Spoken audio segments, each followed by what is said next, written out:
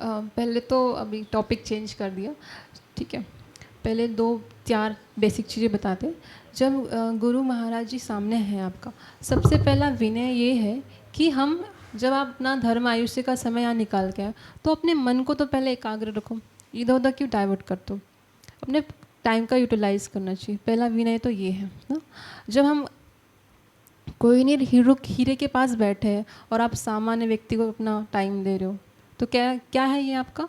जब आप कहें कोई नहीं हीरो को छोड़कर एक सामान्य व्यक्ति को महत्व दे रहे हो, तो ये पहला, ठीक है, ये पहला विनय है कि हमें जब गुरु के सानिध्य में बैठे तो हमें अपने मन की एकाग्रता रखनी है। जब क्योंकि गुरु सिर्फ प्रवचन देते तब ही नहीं ज्ञान मिलता है, उससे कहीं ज़्यादा तो उनको ऑब्जर्व करके और उनको देखने से मिलता है, क्योंकि उनका शब्द ही नहीं बोलते, उनकी क्रिया भी बोलती है। तो हमें ये गलती नहीं करनी है, अपने मन को एकाग्र रखना है, ठीक है।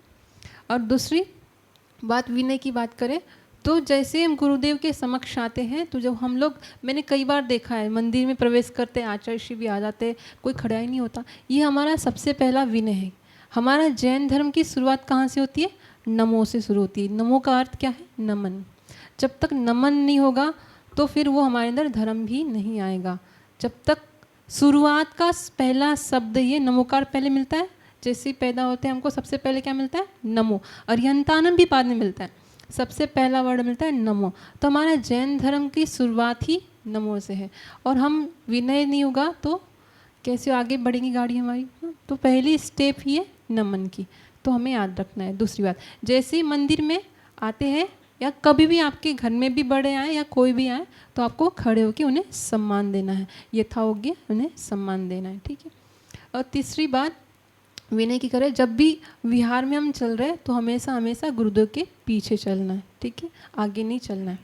और चौथी बात विनय की कि जब भी गुरुदेव आते या कोई भी अपना रत्नत्रय से अधिक आता है, तो उन्हें हमें यथायोग्य सम्मान देना है, क्योंकि उन्होंने पंच महाव्रत धारण करके पंच परमेष्टि में अपनी जगह प्राप्त कर ली है, ठीक है। ये बेसिक चीज़ है। तो मैं आपको 10 चीज़ें बताऊंगी कि एक, जब हम लोग रहते हैं घर पे, हम लोग पूरा परिवार रहता है, तो अंदर ही अंदर में एक कोल्ड वार चलता है, एक संघर्ष चलता है ना। साथ में तो रहते हैं, साथ में हो लेकिन समस्या ना हो, साथ में हो लेकिन कोई प्रकार का संघर्ष ना हो, इसके लिए एक सिस्टम बनाया है। उसको महावीर भगवान ने कहा है, उन्होंने एक राइट वे, सम्यक वे क्या है जो हम घर पे रह सकते हैं, ताकि हमारे अंदर अंदर जो संघर्ष चलता है ना वो ना चले। एक स्टार कहानी है, एक रथ होता है, रथ चलाने वाला, और रथ होता है, उसमें 7 घोड़े होते हैं। एक घोड़ा बोलता है कि मैं तो वेस्ट में जाऊंगा, एक घोड़ा बोलता है मैं तो नॉर्थ में जाऊंगा, एक घोड़ा बोलता है कि मैं तो ईस्ट में जाऊंगा, एक बोलता है मैं तो वेस्ट में जाऊंगा, एक बोलता है मुझे तो चलना ही नहीं है, एक बोलता है मैं तो बहुत फास्ट गति से जाऊँगा, एक बोलता है मैं तो बहुत स्लो जाऊँगा। तो क्या रथ चल पाएगा? क्या नहीं, है ना। इसी प्रकार जब हम घर में भी रहते हैं तो हमारी डायरेक्शन अलग अलग होगी तो घर भी नहीं चलेगा। तो रथ का जो चलाने वाला जो सारथी है वो क्या करता है, एक सिस्टम सेट कर देता है कि रथ की एक गति होगी और एक ही डायरेक्शन होगी। तो उसी प्रकार हम जब घर पे रहते हो तो उसके लिए 10 सिस्टम मैं आपको शेयर करूँगी। पहली बात ये है कि जैसे ही हम, पहला है निश्चय, जैसे ही हम घर से बाहर निकलते हैं तो क्या उसके लिए क्या रखना है। पहला तो जब भी हम घर से बाहर निकले तो हमें बता के निकलना है सबको कि हम वहाँ जा रहे हैं, ठीक है। और सबको जय जिंद बोलना है। इससे क्या होगा, परमात्मा का विनय भी हो जाएगा, और सामने आप यदि जय जिंद बोलते हो तो सामने वाला भी तो जय जिंद बोलेगा। तो क्या होगा, दूसरी बात, आपका परमात्मा का विनय होगा, और आपका परमात्मा के विनय से आपकी वोरा फाइट हो जाएगी और आपका काम 100% सक्सेसफुल हो जाएगा। दूसरी बात, जब वहाँ अब आते हैं वापस, जब आप वापस आ रहे हो तो तब भी आपको जोर से क्या बोलना है, जय जिंद बोलना है। इससे क्या होगा कि आपके आने का पता चल जाएगा कि आप आ चुके हो। और तीसरी बात, प्रवेश करने से पहले आपको एक स्माइल बात करनी है ना। जब भी कमरे में, जब कहीं से भी आ रहे हैं आप बाहर, तो पहले कमरे में इंटर करने से पहले स्माइल बात करनी है। इससे क्या होगा, क्योंकि आप जो भी टेंशन लेके आए हो अंदर प्रवेश नहीं होगी साथ में। क्योंकि मम्मी पापा जैसे इंटर करते हैं तो कई बार सिचुएशन में बच्चे लोग डर जाते हैं कि आज कुछ तो बात है, हमें एकदम ध्यान से रहना है, तो ये सिचुएशन नहीं क्रिएट होनी है ना। तो आपको क्या करना है, स्माइल बात करके अंदर प्रवेश करना है। यदि घर के लोग भी अगर से आप एकदम वो टेंशन में आएंगे तो बाकी लोग भी डर जाएंगे आपको देख के कि भाई आज कुछ तो बात हो गई, हमें आज संभल के रखना है। तो आपने क्या दिया, फियर दिया, इसलिए फियर नहीं देना है, आपको स्माइल बात करके अंदर प्रवेश करना है। ये तीसरी बात कि हमें जब भी कोई भी काम करनी है तो बड़ों की परमिशन लेनी है। बड़ों की परमिशन से क्या होगा कि आपको एक सजेशन मिल जाएंगी, एडवाइस मिल जाएंगी और एक्सपीरियंस मिल जाएगा और आप उस काम में सक्सेसफुल हो जाएंगे।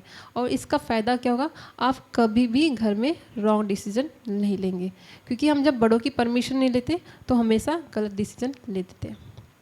और इसका एक फ़ायदा ये भी है कि जब बड़े हाँ बोल रहे हैं तो साथ में उनकी परमिशन है, तो आपको वो काम, जिस काम में बड़ों की परमिशन होती है वो काम हम हमेशा 100% सक्सेसफुल होता है।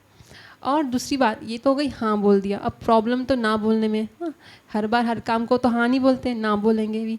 तो जब ना बोल रहे तो वहाँ दिक्कत है, क्योंकि जब हमारा मन क्या है, मन का काम है अपनी इच्छा को पूरी करना। वो बोलता है कि मेरी इच्छा पूरी हो जानी चाहिए, और नहीं होती पूरी तो हम सिस्टम को ब्रेक करने को भी तैयार हो जाते हैं। और जहाँ सिस्टम ब्रेक होगा वहाँ समस्या अपने आप आ जाएंगी। ठीक है, तो ये हो गया। अब हमें नमो सिद्धानम पद पे विराजित भगवान श्री राम को याद करते हैं तो उनकी एक क्वालिटी हमें याद आती है। कौन सी क्वालिटी? एक्सेप्टेंस की। एक्सेप्टेंस की क्वालिटी कि उनके पिताजी ने कहा कि नेक्स्ट मॉर्निंग क्या होंगे आप, किंग होंगे अयोध्या के। ठीक है, उन्होंने कहा जी पिताश्री। अब उन्हीं पिताजी ने शाम को कहा कि नेक्स्ट मॉर्निंग आपको कहाँ जाना है, 14 साल के लिए आपको अयोध्या जाना है। उन्होंने कहा क्या, जी पिताश्री। No logic, no complain, no excuse, no doubt, कुछ भी नहीं। उनका कितना सामर्थ्य था, उन्होंने एक बार भी नहीं बोला कि मुझे एक दिन के लिए बना दो राजा, फिर मैं चले जाऊंगा। उन्होंने ऐसी डिमांड भी नहीं रखी और उन्होंने इतना एक्सेप्ट किया। तो उनके एक्सेप्टेंस के गुण के कारण ही वो उसी भाव से मोक्ष चले गए। तो हमें भी स्वीकार्यता लानी पड़ेंगे, क्योंकि हमारे मन का नहीं होता तो क्या हो जाता है, हमारे जो चेहरा ना 1 kg से 1.25 kg में कन्वर्ट हो जाता है ना। तो ये ऐसा नहीं करना है, हमें भी एक्सेप्ट करना है। ठीक है, और मोस्ट इम्पॉर्टेंट हमें जो बहुत ज़रूरी है, एक काम के लिए पूछ लिया, एक बार तो पूछ लिया, लेकिन सिचुएशन चेंज हो गई, संयोग चेंज हो गया और परिस्थिति चेंज हो गया, समय चेंज हो गया, तो उसी को चीज़ को लेकर दोबारा पूछना है। रिजिड नहीं रहना है, फ्लेक्सिबल रहना है। ठीक है, तो उसको बोलते हैं परिप्रश्न, मतलब दोबारा पूछना। और उसके बाद है एक है सॉरी का कॉन्सेप्ट, कि रात को सोने से पहले क्या करना है, सभी जीवों को और स्पेशली अपने परिवार से सबसे क्षमा मांगनी है। इससे क्या होगा कि आपका जो मनभेद है ना वो ख़त्म हो जाएगा, क्योंकि मतभेद तो होता ही है, लेकिन इससे क्या होगा, मनभेद नहीं होगा। और दिन में भी यदि आप किसी से ऊंची आवाज़ में बात करते हैं या किसी से अनइंटेंशनली आपका हर्ट कर देते हैं, तो उसको भी आपको उसी समय आपको रियलाइज़ होता है कि मैंने गलती कर दी, तो आपको उसी समय क्षमा मांग लेनी है। और सबसे बढ़िया है कि लास्ट है एक्सेप्ट करना है कि हमारे जहाँ, क्योंकि जी जैसे ही कोई बुलाता है, चाहे छोटा बुलाए चाहे बड़ा बुलाए, हाँ, हमारा पहला शब्द होना चाहिए जी। उसके बाद बात करनी कि क्यों बुला रहे, क्या बुला रहे, उसके पहला शब्द जी। और जहाँ जी होगा वहाँ पे सब कुछ ठीक हो जाएगा।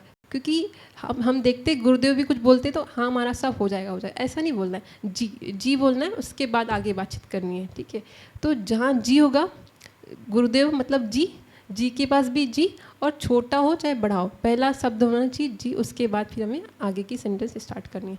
और इससे जब जहाँ जी होगा ना वहाँ पे कन्फ्लिक्ट भी लेस होंगे, क्योंकि हमारा कन्फ्लिक्ट नहीं होता है। क्यों होता है कन्फ्लिक्ट? क्योंकि फिर हम लोग जी मतलब स्वीकार कर लिए, और जहाँ आर्ग्यूमेंट होती है ना वहाँ पे क्या होता है, इग्नोरेंस आती है, और उसका आर्ग्यूमेंट का रिजल्ट क्या होता है, इंसल्ट।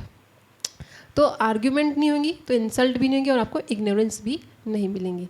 ये फ़ायदा हो जाएगा आपका जी बोलने का। और जी बोलने से आपके भाव में भी गोल्ड बढ़ जाएंगे और परिवार में भी गोल्ड बढ़ जाएगा, क्योंकि जहाँ विनय होता है वहाँ पे संपत्ति होती है, और जहाँ अविनय होता है वहाँ पे विपत्ति होती है। ठीक है, तो ये था 10 methods to maintain peace in your home. बोलिए आचार्य सौभाग्य सागर जी गुरुदेव की जय।